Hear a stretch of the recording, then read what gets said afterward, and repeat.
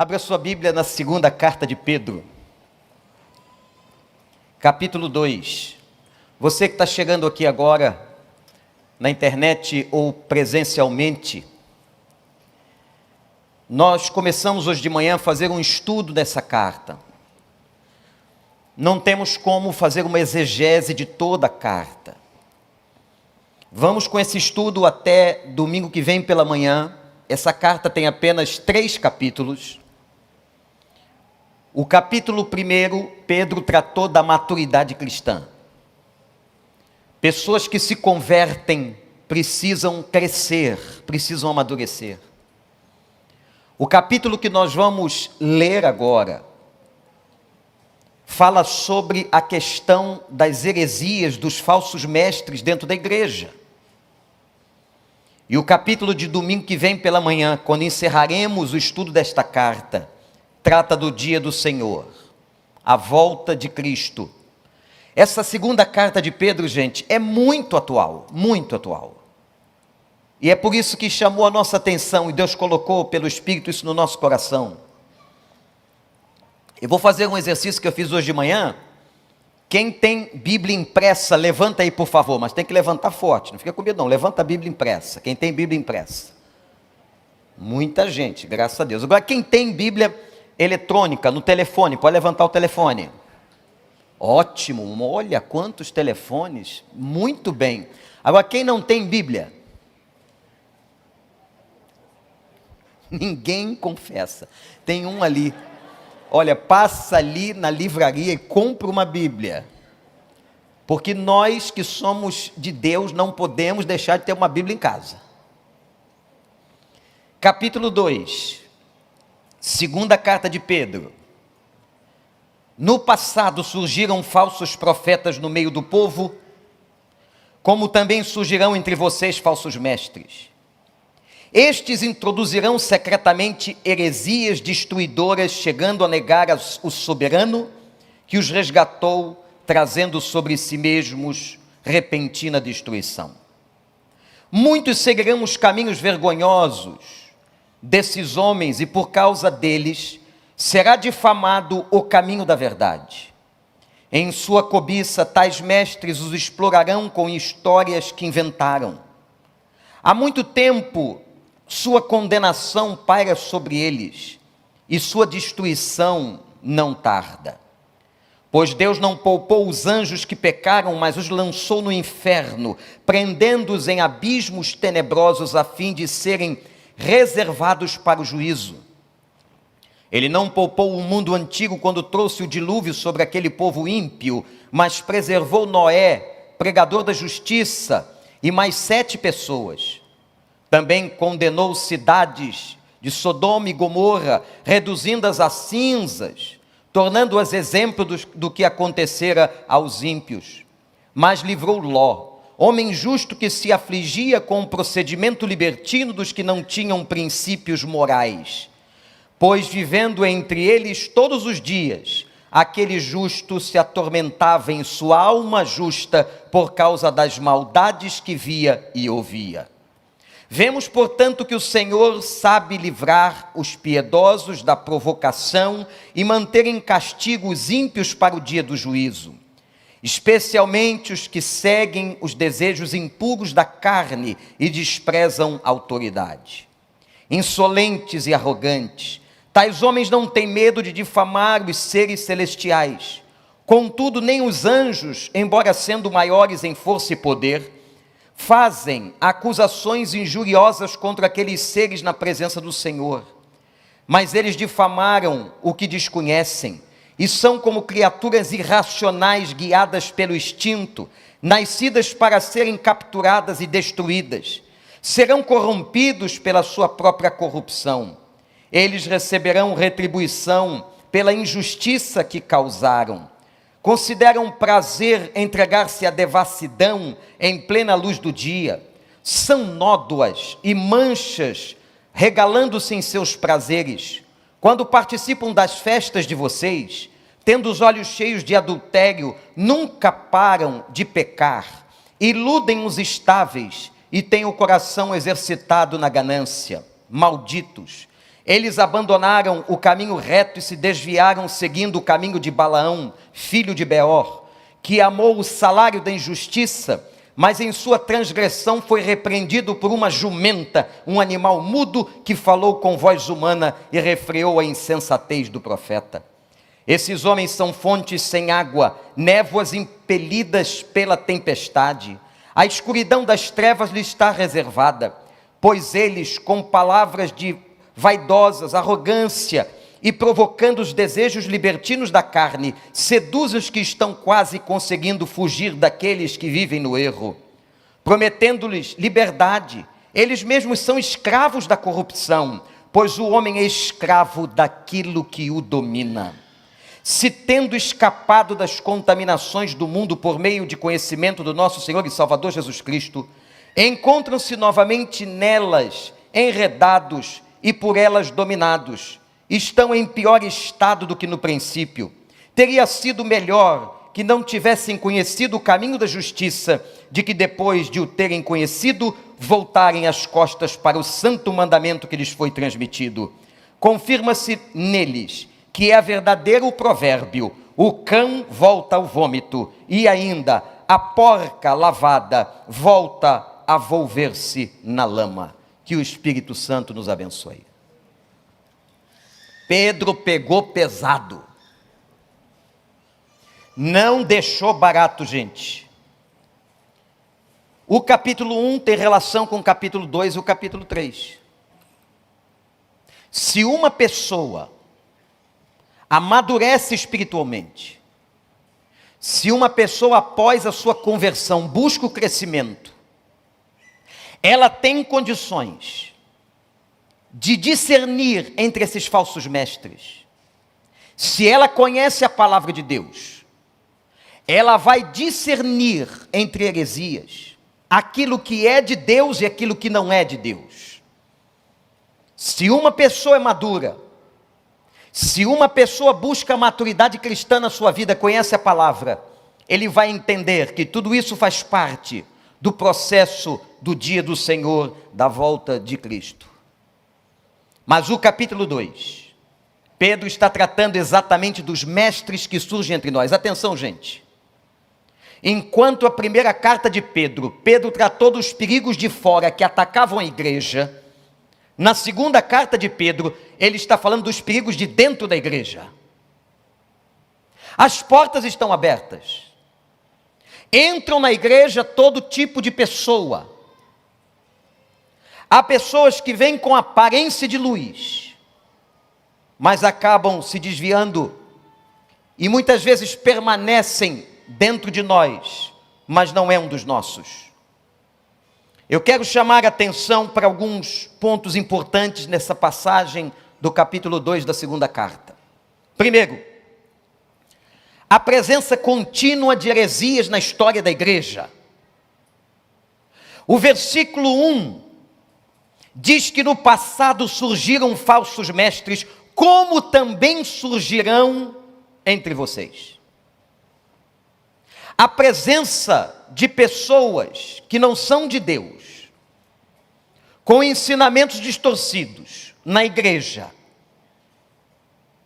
elas continuarão existindo. A presença dessas pessoas é um fato. A presença de dentro da congregação é real. Diz o versículo 13: são como nódoas, olhe para a sua Bíblia, como manchas, que participam das suas festas. Eles estão entre nós. E às vezes é gente tão boa, ou aparenta ser gente tão boa, gente do seu relacionamento, quem sabe, gente que você gosta, gente que você diz assim: eu vejo sempre aquela pessoa na igreja, me parece uma pessoa tão amável, mas você não sabe o que está por trás. Irmãos, inúmeros textos do Novo Testamento advertem sobre os falsos mestres na igreja. Por isso, capítulo 1. Por isso Pedro está dizendo no capítulo 1, sejam maduros na fé. O problema de muita gente que se converte é que não cresce, não desenvolve a sua salvação. não desenvolve a sua experiência com Deus, não ora, não tem tempo para a palavra de Deus. Eu disse hoje pela manhã, nós estamos num mundo sem referência, mas a nossa referência está aqui, é a palavra de Deus. A esta palavra nós seguiremos, a esta palavra nós obedeceremos. Esta palavra é a nossa referência, louvado seja o nome do Senhor. Você pode dar um glória a Deus? A importância de uma vida cristã madura, que combata a heresia dentro da igreja. Segundo aspecto que eu quero chamar a sua atenção.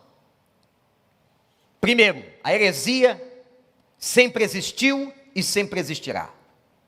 Segundo aspecto, como é que os hereges atuam? Eles introduzem a doutrina contrária. E às vezes, meus irmãos, essa chamada doutrina contrária que eu estou me referindo, ela vem com aspecto de sutileza. Por isso que nós temos que ter muita atenção, discernimento espiritual. O que são heresias? São doutrinas falsas contrárias à palavra e à sã doutrina. Há uma doutrina que é sã, há uma doutrina que é doente, que não pertence ao Novo Testamento, que não tem fundamento nas palavras de Cristo. E diz Pedro que os ensinamentos heréticos, a heresia causa destruição em duas áreas importantes da existência de uma pessoa. Ela causa destruição moral e destruição espiritual. Cuidado com o que você ouve. Cuidado com o que você está recebendo. Não é o fato de uma pessoa estar na igreja que eu vou assinar embaixo todas as coisas que ela diz. Por isso que nós temos que ser como os crentes de Bereia, que quando os profetas proclamavam a palavra de Deus, eles conferiam se aquela palavra era verdadeira. Por isso que nós estimulamos você a trazer a sua Bíblia, abrir a Bíblia, acompanhar o pastor e ver se o pastor, o professor da escola bíblica, os líderes estão exatamente falando do que está no texto. Se não há uma distorção textual, se não há um ensinamento contrário. Agora preste atenção, eu só posso saber se é errado quando eu sei o certo. Eu só posso saber se aquilo é contrário à verdade se eu conheço a verdade. Por isso que tantas pessoas são iludidas, enganadas, porque elas não conhecem a palavra, elas não conhecem a verdade. As heresias destroem, as heresias são mentiras. Diz Pedro que elas negam até a soberania de Deus. Irmãos, tem líderes que se colocam numa posição diante da igreja, onde eles são mais importantes do que Cristo. Ao nome de Jesus se dobra todo o joelho, nos céus, na terra e debaixo da terra. Ele é o nome sobre todo nome, amém, igreja? Não há outro nome, é o nome de Jesus a quem nós cultuamos, ao nome de Jesus nós oramos, no nome de Jesus nós adoramos, o nome de Jesus prestamos culto, ao nome de Jesus nós nos dobramos. Nós não nos dobramos diante dos homens, nós só nos dobramos diante de Deus, e a Ele a glória. Você veio aqui por causa dEle, por causa do nome dEle, do poder dEle, da autoridade dEle, da grandeza dEle. Ele é digno da sua honra, Ele é digno de você entregar o seu louvor e a sua adoração pelos séculos dos séculos. Louvemos sempre o nome daquele que é digno. Mas eles se colocam no lugar de soberanos. Quando você vê um pastor, e eu estou falando da classe, seja quem for, que você conheceu desde pequenininho, que você admira muito, mas se ele se colocar de maneira soberba acima de Cristo, anátema. Isso não pertence a Deus. A estrela que brilha aqui é Jesus. Aliás, como diz o pastor Hernandes, Quando o sol que é Cristo está brilhando, as estrelas se apagam. Não há brilho maior do que o nosso Senhor e Salvador Jesus Cristo. É Ele que brilha. O show é dele, a glória é dele, a grandeza é dele. Não há músico, não há pastor, não há missionário, não há líder dentro da igreja maior do que Cristo. Cristo é o Senhor, é Ele que está sentado à direita do trono de Deus. A Ele damos glória, e Ele virá com poder e glória, e esmagará todo aquele que não submeter ao seu nome, e fará justiça. As heresias estarão sempre presentes, se infiltrarão no meio da igreja. Terceiro aspecto que eu quero chamar a atenção nesse texto é o nível de influência que a heresia tem. Olha o versículo 2. Muitos seguirão os passos desses homens, por causa deles o caminho ganhará má fama, ou melhor, será defamado. Você sabe por que às vezes nós somos alvos de chacota pelo mundo, pelos ímpios? Porque há pessoas introduzindo práticas, há pessoas colocando situações nas igrejas que não pertencem a Cristo, incompatíveis com a ética cristã, incompatíveis com a moralidade cristã. Por causa deles, diz Pedro, o caminho é uma referência ao cristianismo, o caminho é defamado. O caminho ganhará má fama. Eu vejo tantas coisas erradas na igreja evangélica brasileira, mas é tão interessante que quando um jornalista, um político que não pertence à igreja se levanta, ele coloca todos nós no mesmo saco, na mesma panela, como se nós praticássemos as mesmas coisas. Essas pessoas envergonham o evangelho. Essas pessoas, diz Pedro, elas trazem uma fama. Há uma palavra aqui muito interessante. Eles usam palavras fictícias. Eu fui, curiosamente, ver essa tradução para o português da expressão fictícias. Palavras fictícias. E achei um termo grego que é plastos. Plastos é plástico no português. Sabe o que Pedro está dizendo? Eles usam como palavras de plástico, que pode impressionar, mas não tem substância, não tem conteúdo, são palhas levadas pelo vento. Portanto, meu irmão, esteja atento. Agora, um outro ponto importante dessa passagem de 2 Pedro 2 é o juízo. E aqui o negócio começa a ficar estreito. É aqui que Pedro pegou pesado. Olha o que está no versículo 3: a condenação paira sobre eles e serão destruídos. Pedro não poupa ninguém. Eu fico impressionado que às vezes você gosta tanto de uma pessoa que passa a mão na cabeça dela espiritualmente. Eu já vi gente pedir oração para filho do diabo.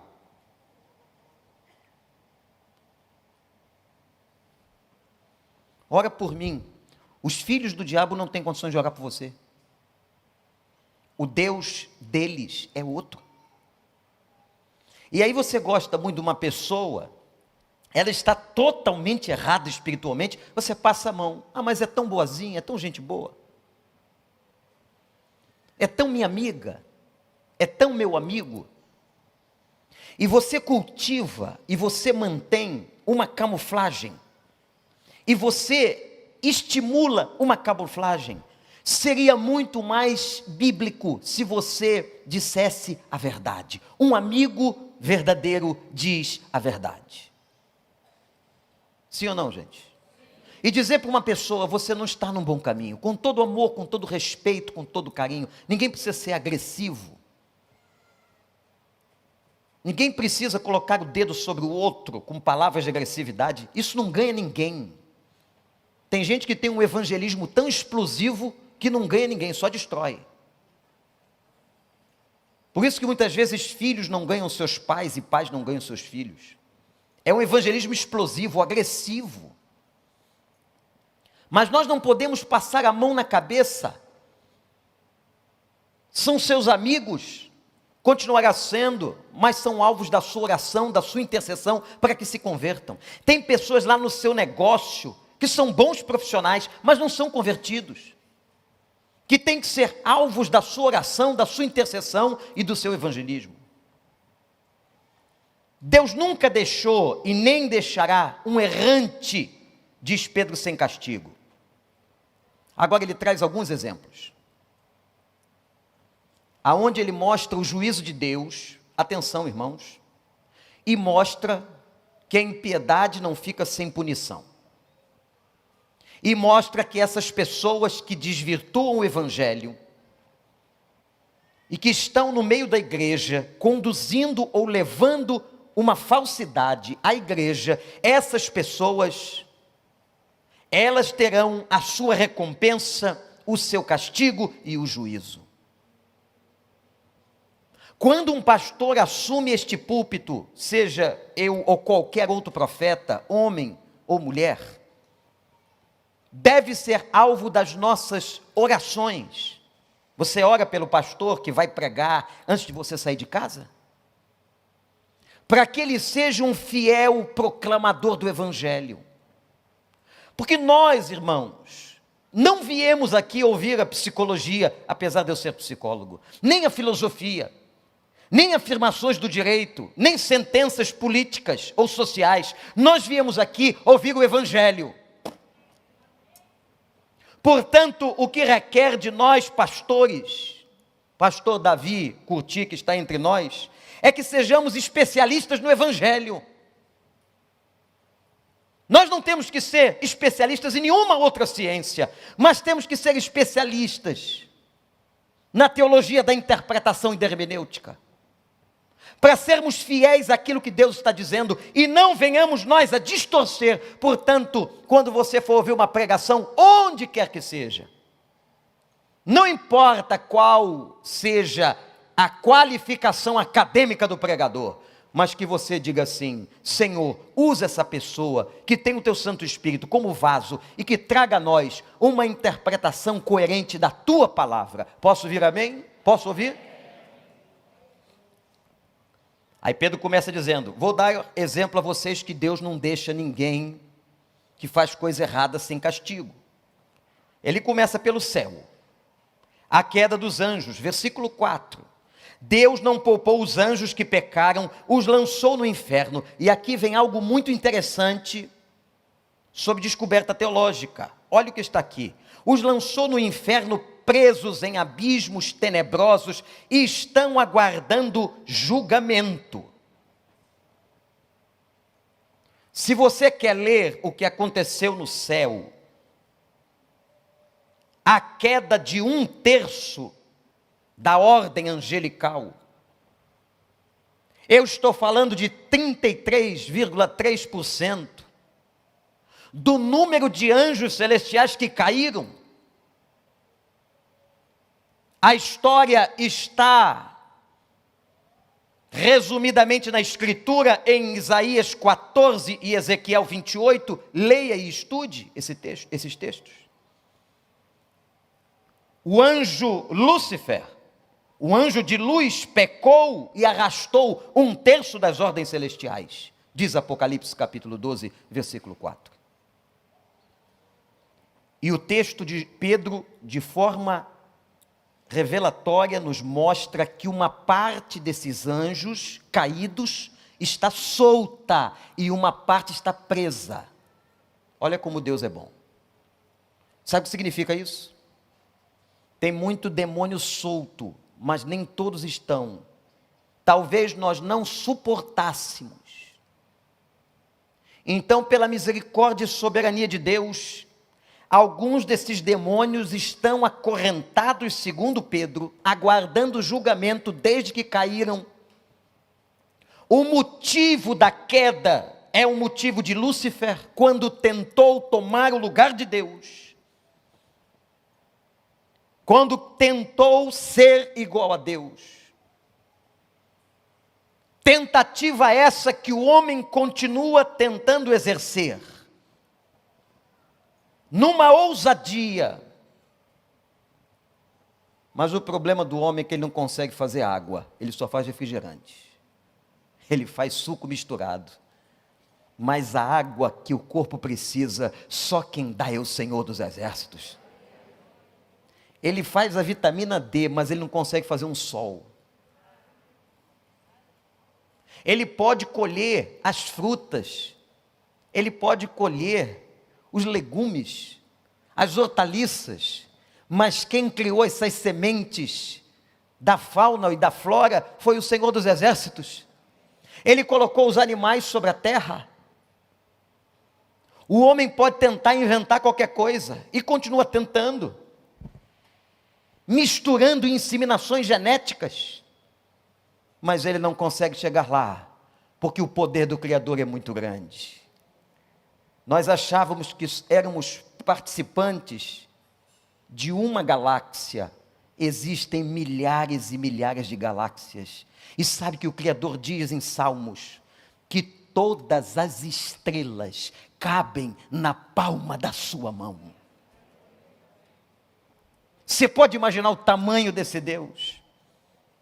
E Pedro diz assim: aqueles anjos que foram desobedientes e caíram, estão aguardando o juízo.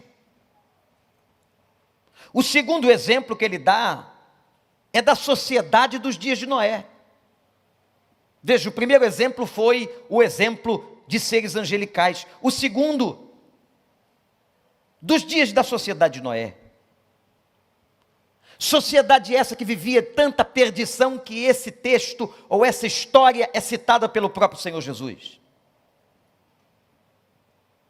E diz a Escritura, diz aqui Pedro, que esses homens não foram livres do castigo e do juízo. E Deus só poupou 7. Deus poupou Noé e sua esposa. Deus poupou seus filhos, Sem, Cã e Jafé. E poupou as 3 esposas dos seus filhos. Somente 7 pessoas entraram naquela arca, e toda uma sociedade foi sacrificada, por causa dos seus pecados, das suas maldades. E Noé ganhara um título interessante. Ele é chamado de pregador da justiça. Por muitos anos Noé pregou. Como dizia o saudoso pastor Nilson Fanini, cada martelada que Noé deu num prego naquela arca era uma pregação. Era uma pregação. O pregador da justiça. Deus é justo. E aquela sociedade ímpia, corrompida, que só fazia mal, Deus trouxe juízo sobre ela. Então Pedro está dizendo, Deus não poupou anjos, Deus não poupou uma sociedade inteira nos dias de Noé. E o terceiro exemplo, 2 cidades. Ele não poupou Sodoma e Gomorra, versículo 6. Reduziu Sodoma e Gomorra a cinzas, por causa da imoralidade, de homens libertinos, imorais, que queriam ter relações sexuais com anjos, hospedados na casa de Ló, que foram à porta daquela casa para chamar para fora, porque achavam que 2 homens diferentes estavam ali. E Ló ofereceu as próprias filhas para poupar aquela situação imoral com anjos. Um texto extremamente misterioso e interessante. E Deus livrou quem? Ele livrou a Ló. Deu uma ordem à família, não obedecida pela mulher de Ló: não olhe para trás. Ló foi viver em outra região, e Deus fez cair sobre Sodoma e Gomorra fogo do céu. Olha o versículo 8, que coisa linda a descrição de Pedro. Gente, que texto. E Ló, vivendo entre eles, todos os dias, se atormentava em sua alma justa, por causa do que via e ouvia. Ló era perturbado. Por quê, irmãos? A sua referência, a sua ética, a sua moralidade não era compatível com aquilo que ele via e com aquilo que ouvia. A indignação de Ló, o comportamento de Ló, tem que ser exemplo para nós. Vivemos num mundo imoral, vivemos num mundo onde as pessoas e até os crentes se adaptam, se contaminam, se conformam, como diz o apóstolo São Paulo, em Romanos 12, não vos conformeis com este século, com esta cultura, mas transformai-vos pela renovação do entendimento, para que experimenteis a boa, agradável e perfeita vontade de Deus. É por isso que muita gente não conhece a vontade de Deus, se debate para conhecer a vontade de Deus e não conhece. Por quê? Porque se moldou ao mundo, está vivendo valores do mundo. O mundo que nós estamos falando aqui não é um mundo cósmico, é o mundo das sociedades. As pessoas com suas injustiças e pecados. Agora olha o versículo 9. Pedro vai dizer que Deus sabe livrar os piedosos, como livrou a Ló, e manteve castigo ao ímpio. Pedro não passa a mão na cabeça. Versículo 13, eles receberão retribuição pela injustiça, pelas maldades e impiedades. Aí Pedro começa a descrever na carta o perfil desses homens. Anote aí. Anote, porque quando você começar a ver esses comportamentos em alguém dentro da igreja, é isso mesmo. Porque o perigo da heresia e dos falsos mestres estava dentro da igreja, não estava fora. Quando você começar a ver esses comportamentos, a incidência desses comportamentos, você comece a orar a Deus pela vida daquela pessoa. São pessoas que vivem em desejos imorais. Ele compara essas pessoas àqueles que viviam pelas praças, nas prostituições e na imoralidade sexual. Desprezam autoridades. Pessoas que não respeitam ninguém. São soberanas na sua vontade. Não respeitam o policial, não respeitam o professor na escola, não respeitam na universidade, não respeitam na igreja. São insubordinados e rebeldes de natureza. Pedro diz, são insolentes, arrogantes. A arrogância faz parte da personalidade dessas pessoas. O arrogante se acha. Ele é melhor do que todos os outros. Difamam os seres celestiais. Tem gente brincando com as coisas de Deus. Eu tenho ouvido tanta coisa sendo dita de púlpitos e gravações, de mensagens, aonde pessoas colocam em xeque a Escritura, colocam em xeque as coisas de Deus, a igreja de Deus. Nós sabemos que nós somos o templo do Espírito Santo, mas essa terra aqui foi consagrada a Deus. Isto aqui é uma casa de oração. É uma casa de oração. E eu ou o pastor que estiver aqui tem que trazer todo cuidado, todo respeito e todo zelo pela casa de Deus. Tem gente dizendo que Jesus Cristo aboliu essa ideia. Não! Ele ainda disse, como está escrito, a minha casa será chamada casa de oração. Quando ele foi derrubar as barracas daqueles que só tinham interesse na casa de oração para ganhar dinheiro. Você sabe que tem gente que se aproxima da casa de oração para ganhar dinheiro? Eu vou lá para aquela igreja porque é um bom negócio. Eu vou fazer muitos clientes naquela igreja. Eu vou ter muitos pacientes naquela igreja. Tem muita gente assim. Eu vou trazer muita gente para o meu negócio. A minha casa é casa de oração. se você é um empresário, se você é um profissional liberal, não misture as coisas. Eles difamam seres celestiais. Eles são, como diz Pedro, criaturas irracionais. Como se não pensassem. Falam mal do que não conhecem. São adúlteros, iludem os estáveis. Olha que interessante, iludem os instáveis. Há sempre pessoas na igreja e nas igrejas que são instáveis, que estão passando momentos delicados, que são novos convertidos, que são muito jovens. E esses falsos mestres iludem essas pessoas. Agora, há uma característica que Pedro diz que é muito importante: eles são gananciosos. E tudo é dinheiro. Líderes em que o tempo todo a mentalidade, a visão é ganhar, ganhar, ganhar dinheiro. E acabam prejudicando o caminho.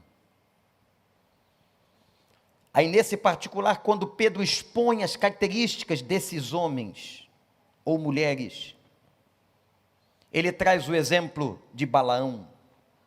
A história de Balaão, no capítulo 22 até o capítulo 24 de Números. Quando Balaão recebeu dinheiro de Balaque para amaldiçoar o povo de Deus. O profeta recebeu dinheiro para pregar aquilo que não podia pregar. E amaldiçoar o que não podia amaldiçoar. Sabe o que Deus fez? Deus humilha. Deus humilha. Deus pega uma mula e faz com que uma voz humana na mula fale com ele e o interrompa. Quando você pensa, por que Deus usa uma mula? Ele está humilhando aquela pessoa, colocando ela no lugar de humilhação. E ele humilhou Balaão. Quando alguém pensa que tem que se levantar muito e fica cheio de vento, o que diz a Bíblia?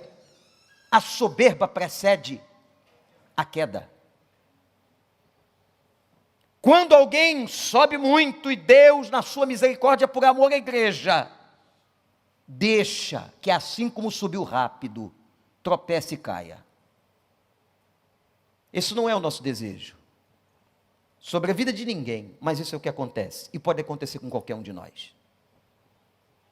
Portanto, meus irmãos, a jumenta desmoralizou Balaão. Aí Pedro continua, ele castiga. Pedro castiga de uma maneira interessante, com as suas palavras fortes. Ele diz, eles são como fonte sem água. De que adianta uma fonte sem água? Eles são como névoas impelidas por uma tempestade. Seduzem os que querem andar reto. São escravos da corrupção. Aí Pedro diz uma frase, gente, de arrebentar. Tem que ir para a porta da geladeira. Quando ele diz assim, pois o homem é escravo daquilo que o domina. Que maravilhoso. O homem é escravo do que o domina. A pergunta é, o que é que domina você? Se alguma coisa domina você, você é escravo desta coisa.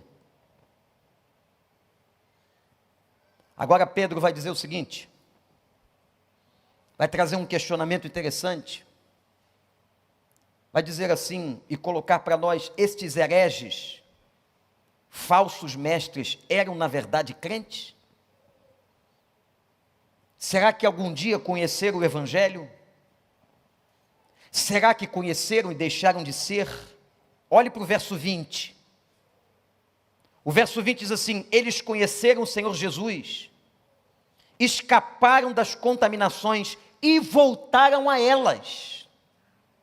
Se uma pessoa se desconvertida, mas volta aos pecados e às práticas do passado, ela não demonstra arrependimento nem conversão. Versículo 22. Veja como é forte, é como o cão que volta ao vômito, ou como a porca que depois de limpa volta à lama.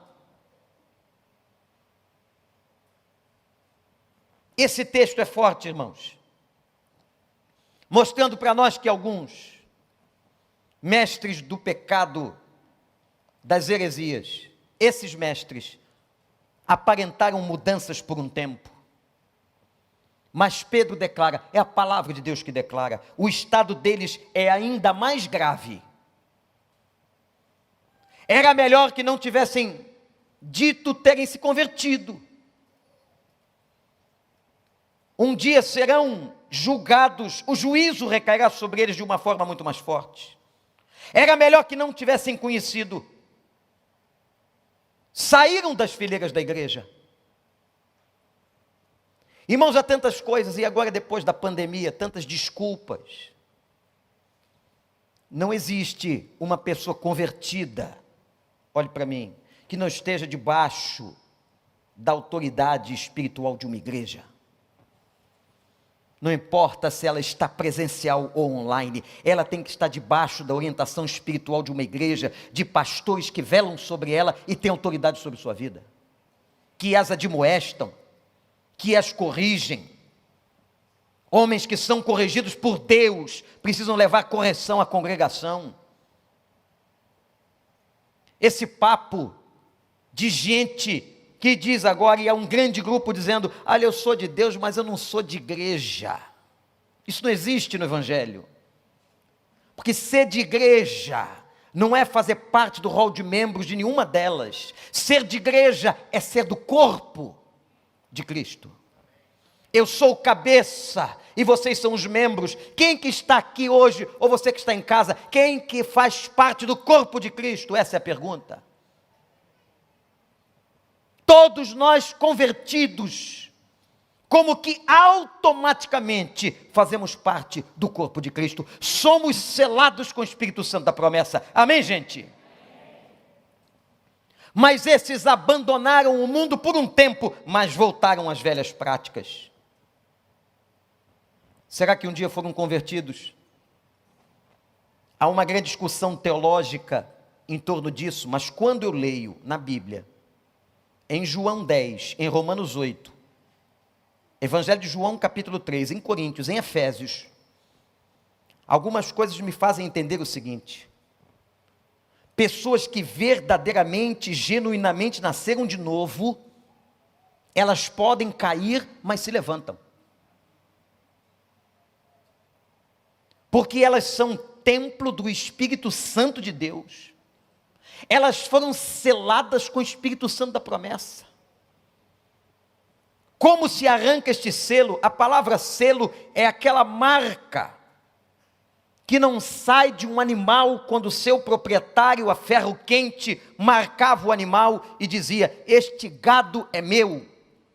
E as iniciais do animal, ou do dono do animal, estavam no animal. O selo não sai. Eu assisti uma coisa tão interessante essa semana, passando aqueles canais de televisão, aquele exercício que a gente faz com o dedo, e tinha um cara que estava tentando tirar uma tatuagem, e um médico na Califórnia inventou uma situação e estava dando explicação científica como é que sai aquilo. E gente, um equipamento de alta precisão e temperatura. E o rapaz tinha tatuado o nome de uma moça e se casou agora com outra. E depois de ter assinado os termos, ela disse, agora meu amor, eu quero te pedir uma coisa. Arranca a tatuagem, porque eu não aguento mais olhar para você e ver o nome dela.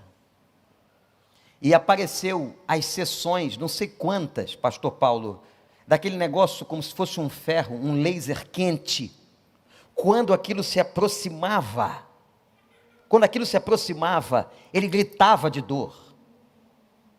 E aquilo levou muitas horas, imaginem quantas sessões, para tirar o nome da Carla do braço. Por isso, quando você for fazer alguma coisa, pensa direitinho. Se Deus quisesse pintar seu corpo, Ele tinha te feito colorido. Cuidado, vai com calma. Não sou contra nem a favor, muito pelo contrário.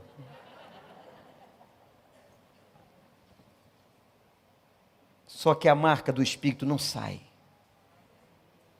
Aquele que experimentou as regiões celestiais em Cristo, aquele que experimentou o bom pastor, aquele que comeu dos pastos verdejantes, aquele que respira o Evangelho, aquele que bebe da água da vida, esse não pode e não consegue abandonar. Eu amo porque eu amo porque eu quero porque eu amo.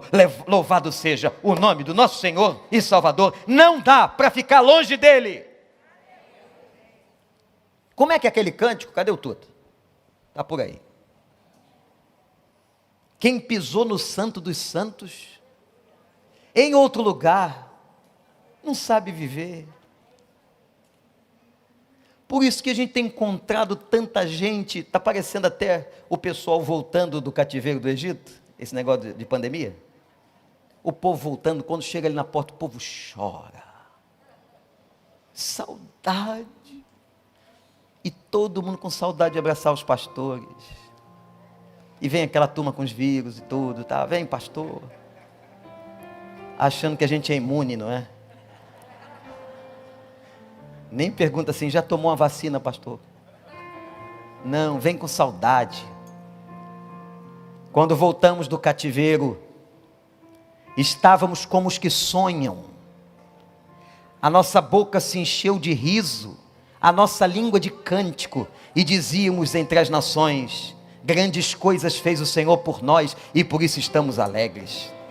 É por isso que a gente tem vindo o povo voltando para a casa de oração. A cada domingo aparece um defunto novo. Cada domingo um que estava morto revive. Eu fico tão feliz. Hoje eu já vi uns 4 Lázaros ressuscitando.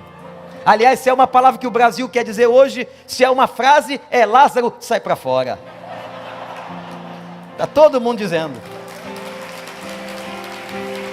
Fica tranquilo que Deus sabe onde está. Na hora certa, Deus encontra.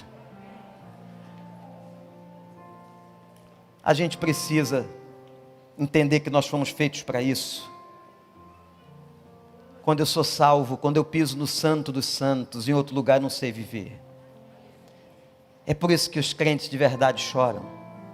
Mas cuidado, porque mesmo na pandemia, não tem gente que passa trote na tragédia? Tem gente que passa trote dentro da igreja, na tragédia, contando mentira sobre o Evangelho. Agora dá para entender o primeiro capítulo de Pedro. Sejam maduros na fé, maduros, cresçam no conhecimento do Senhor. Cresçam na oração, cresçam na palavra, cresçam, porque vocês saberão evitar os falsos profetas, saberão discernir aquilo que não vem de Deus, saberão discernir aqueles que não vêm do Senhor. Cresçam. Nós veremos no capítulo 3, para que vocês possam discernir os tempos. E como nós dissemos aqui, parafraseando irmã Edmeia, essa pandemia é trombeta de Deus. É uma das trombetas do Apocalipse, que está tocando. E há teólogos, há homens e mulheres sérias de Deus que dizem o seguinte, pastores, que essa trombeta está tocando principalmente para a igreja, chamando a igreja ao avivamento, chamando a igreja à consagração, porque os tempos são maus, o dia se aproxima, a volta está chegando, e tem crente dormindo. Ontem eu vi uma live tão interessante, 2 grandes monstros da igreja presbiteriana, pastor Hernandes e pastor Jeremias, orando. Eu fiquei tão feliz quando eu vi aqueles 2 monstros de Deus, homens do Senhor. E sabe qual era o pedido da oração? Avivamento na igreja. Avivamento na igreja. A trombeta está tocando, chamando a igreja ao avivamento, à santidade, à comunhão. Acorda, igreja. Não ouçam os da doutrina de Balaão, não ouçam aqueles que estão vendendo o Evangelho, que se importam apenas com a ganância e com o dinheiro, mentirosos. Diz o apóstolo Pedro, esse já tem a sua condenação, assim como Sodoma e Gomorra, como os anjos caídos, como a sociedade do passado de Noé, assim como foram julgados, eles também o serão, sem piedade, pela justiça de Deus. Sabe por quê? E eu vou terminar. Que Deus, no seu caráter, na sua essência, Ele é justo. Então não é que ele faz nada contrário a ninguém. A sua natureza é de justiça. E toda natureza de justiça repele a injustiça. Lembra aquele momento na cruz que Jesus tomou todos os nossos pecados e Ele mesmo disse: Deus meu, meu Pai, por que me desamparaste? Naquela hora, como se Deus tivesse virado o rosto, porque não suportava na sua santidade ver o seu Filho envolto nos nossos pecados que recaíram sobre Ele. Então o que será feito não é maldade com aqueles que não querem a verdade, é porque Deus é justo na sua natureza, na sua essência, na sua justiça. Então naturalmente Ele repele a injustiça. Quando a luz chega, o sol brilha, as trevas desaparecem. Vamos ficar em pé. Será que dá para a gente cantar esse cântico? Aquele que pisou no Santo dos Santos, em outro lugar, eu não consigo mais, você consegue? Gente, nós somos chamados para a presença de Deus, fomos chamados para o quarto de oração, Bíblia aberta, Bíblia sendo lida, congregação, é célula, é servindo a Deus, é na congregação dos justos. Quem pisou na casa de oração e tem vida com Deus, em outro lugar não sabe viver. Aleluia. E todos esses mestres cairão na justiça de Deus. Por inteiro Cante. faço tudo, mas vem novamente.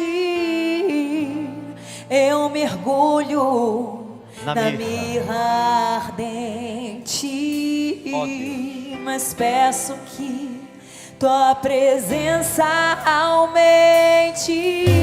Maturidade, santidade, comunhão. Se tiveres comunhão, vós sabereis repelir os falsos mestres. Se rasgue por inteiro, entregue sua vida totalmente.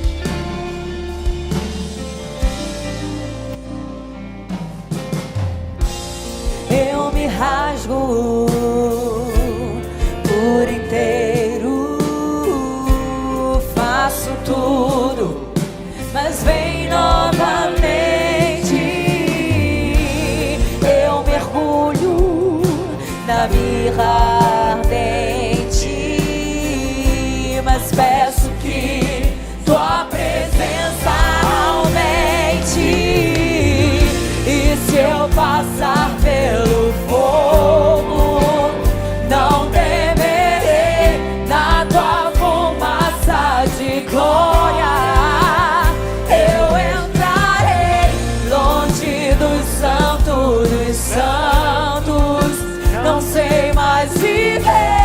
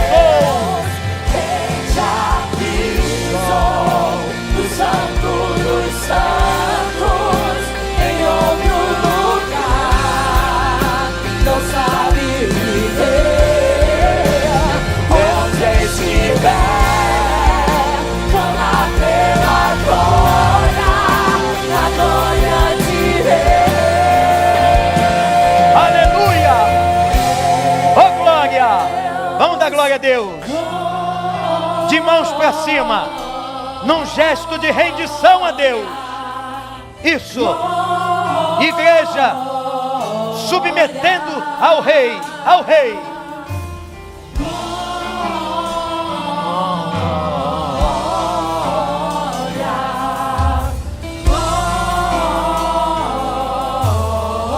Declare que Ele é santo.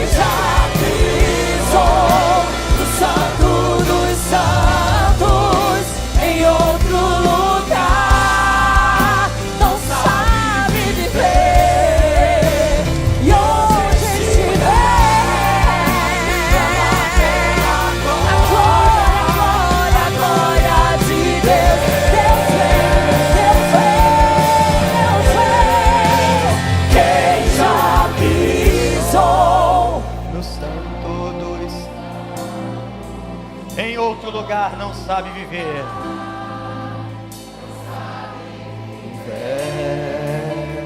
Onde estiver. Só as vozes, escuta, Priscila. Nós vamos continuar dizendo glória a Ele. Dê glória a Deus. Volta para o estribilho lá, olha. Glória, glória, glória ao Senhor. Glorifica.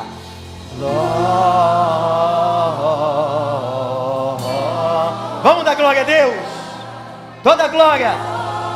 Nós viemos aqui para isso. Toda honra, todo louvor, toda adoração. A glória dEle. A glória dEle. Glória, glória, glória, glória ao nome do Senhor. Glória, glória.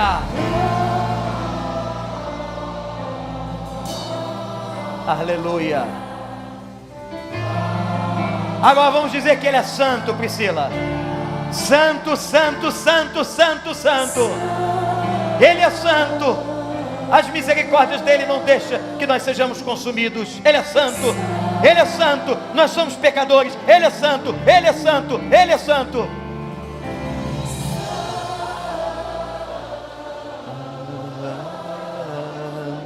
Aleluia. Glorifica o Senhor. Santo, santo, santo. Santo, santo, santo. Oh, glória a Deus. Louvado seja o nome do Senhor. Agora bem forte, igreja. Quem já pisou? Você em casa, no santo. Em outro lugar, não sabe viver.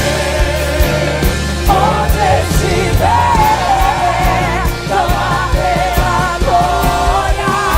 A glória de Deus, a glória de Deus.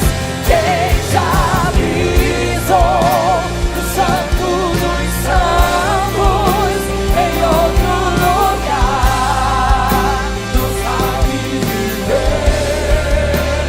Onde estiver, clama pela glória, a glória de Deus. Bem forte para Ele, bem forte, bem forte. Para Jesus, digno de toda honra, toda glória e todo louvor. Aleluia. Senhor Deus, obrigado por essa carta, Senhor, escrita para nós. Senhor, um dia nós adentramos ao Santíssimo, por aquele que é o caminho, a verdade e a vida, Jesus Cristo. O véu que separava não separa mais. E quando nós pisamos no Santíssimo da Tua presença, nós experimentamos, como diz a Tua palavra, coisas indescritíveis. Por isso, Senhor, meu Senhor, quem já pisou nesse lugar, não sabe viver em outro. Nós queremos declarar agora diante da Tua presença em oração, que o Senhor é santo, santo, santo, santo, digno de glória. Nós devíamos ser destruídos, e não somos pela Tua misericórdia. Nós somos tão pecadores, tão fracos, tão falhos, mas obrigado, Senhor, pela Tua bondade, pelo Teu amor. Obrigado, Senhor. Recebe a nossa adoração tão quebrada, tão imperfeita. Recebe, Senhor. E se alguém aqui estava fraco ou em casa, afastado, que volte ao Teu aprisco, à Tua presença, Senhor. Que a Tua glória encha esta casa que agora está ligada à Sua televisão. Senhor, fala aos corações e nos faz uma igreja madura, forte, que sabe repelir tudo aquilo que não vem de Deus. Ajuda-nos, Senhor, em nome de Jesus. Amém. Eu queria terminar só dizendo uma coisa. Lembra daquele texto de Isaías 6?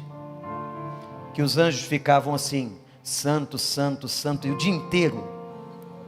Eu só quero dizer isso para você. Eu ouvi uma interpretação de um grande homem de Deus sobre aquela passagem. Quando alguém pode pensar, que coisa monótona, não é? Monótona. Os anjos ficarem o dia inteiro e a hora toda, santo, santo, santo. Mas sabe o que eu ouvi? Que aquilo era admiração. Quando aquela multidão no Museu do Louvre vai para frente da Mona Lisa e fica ali horas, tem gente que chora contemplando a beleza da pintura. Imagina aqueles anjos diante do Deus da perfeição. Imagine, irmãos, o dia que nós chegarmos lá, olharmos o rosto de Jesus, nós não vamos dizer outra coisa. Eu nem sei quanto tempo a gente vai ficar dizendo: santo, santo, santo, santo, santo, a terra está cheia da sua glória. Isso é admiração. Por isso que a gente podia ficar a noite toda aqui admirando a santidade de Deus. Que o Senhor nos abençoe e nos guarde, nos dê uma semana na sua graça. Sai daqui cantando: santo, santo, santo, santo, santo, santo, santo, santo, a terra está cheia da tua glória.